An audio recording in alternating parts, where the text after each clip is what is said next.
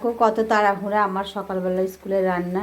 এদিকে ভাত বসিয়ে দিয়েছি, এদিকে দেখো লঙ্কাগুলো একটু ভেজে নিচ্ছি, কাঁচা কাঁচা লঙ্কা কড়াইতে উড়ে নিয়ে এটা বেটে নেবো। আর এদিকে দেখো এখানে আছে মটর ডাল আর কলার ডালের বড়ি, আর এখানে আছে সিম, বেগুন, পটল, মূলো, আলু, কচু দিয়ে বড়ির ঝোল করব। লঙ্কাটা আমাদের একটু উলিয়ে নেওয়া হয়ে গেছে, এবার এটাকে নামিয়ে নেব। আমরা করব বড়ির ঝোল। বড়িগুলোকে ভেজে নেব সুন্দর করে, একটু লাল লাল করে ভেজে নেব। অল্প সময়ের মধ্যে তাড়াতাড়ি হয়ে যায়, খেতেও ভালো লাগে আর সবজিও খাওয়া হয়ে যায়। বড়িগুলো ভাজবো। বড়িগুলো ভাজা হয়ে গেছে, আমরা এগুলো নামিয়ে নেব। কড়াইতে তেল দিয়ে দেব, কড়াইতে দিয়ে দেব আমরা সবজিগুলো।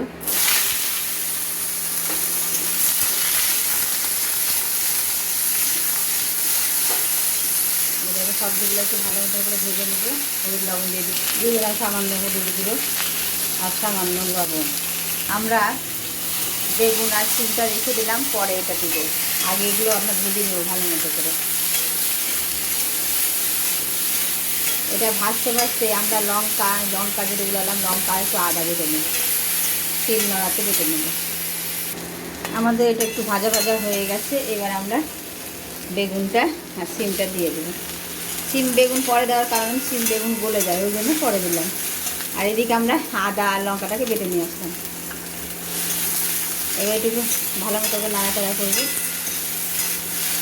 আর একটু এবার ঝোলে দেওয়ার মতো হলুদ দিয়ে দেবো, একবারে দিয়ে দিলাম হলুদ দিয়ে দেবো, একদম ঝোলে দেওয়ার মতো একেবারে হলুদটা দিয়ে দিলাম। হলুদ দিয়ে ভালো মতো করে আবার এটাকে ভেজে নেব। 5-7 মিনিট আমরা এটাকে ভেজে নেব।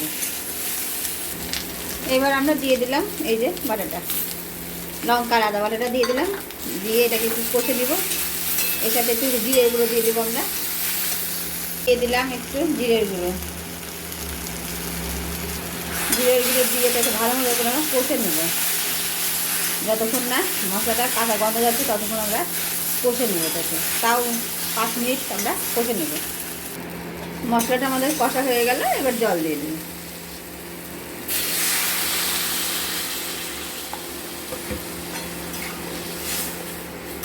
বড়ির ঝোলে একটু জলটা বেশি লাগে, কারণ না বড়িতে জল অনেকটা টেনে নেয়।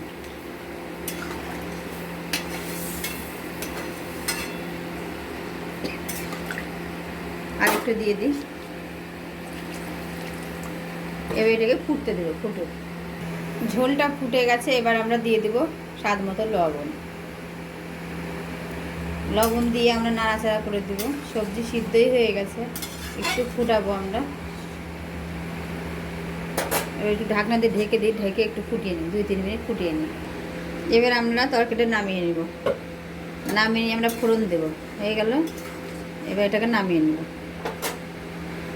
নামিয়ে নিয়ে আমরা কড়াইটা পরিষ্কার করে নিলাম, কড়াইটা গরম করতে দিলাম। কড়াই গরম হয়ে গেছে, দিয়ে দিলাম সরষের তেল। ফোড়নে দিয়ে দেবো আমরা তেজপাতা,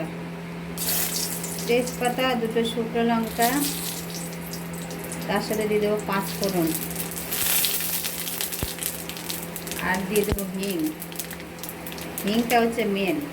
বড়ির জলে হিংটা হচ্ছে মেন। দিয়ে এটাকে লাল লাল করে ভেজে নেব। হিংটা দিলে ফ্লেভারটা খুব সুন্দর আসে।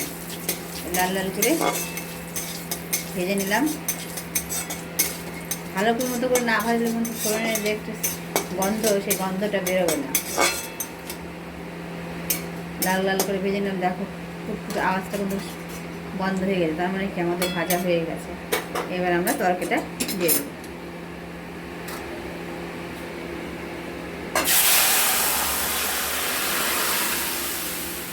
বুঝলো, সুন্দর গন্ধটা বেরোলো, খুব সুন্দর গন্ধ বেরোলো। এবার এটাকে নাড়াচাড়া করবো 2-3 মিনিট। এবার দিয়ে দেবো ভেজে রাখা বড়িগুলো। দিয়ে এটাকে দেখো সব সিদ্ধ হয়ে গেছে, কিন্তু সবজি দেখো আলুটা দিয়ে খেতে গেছে সব সিদ্ধ।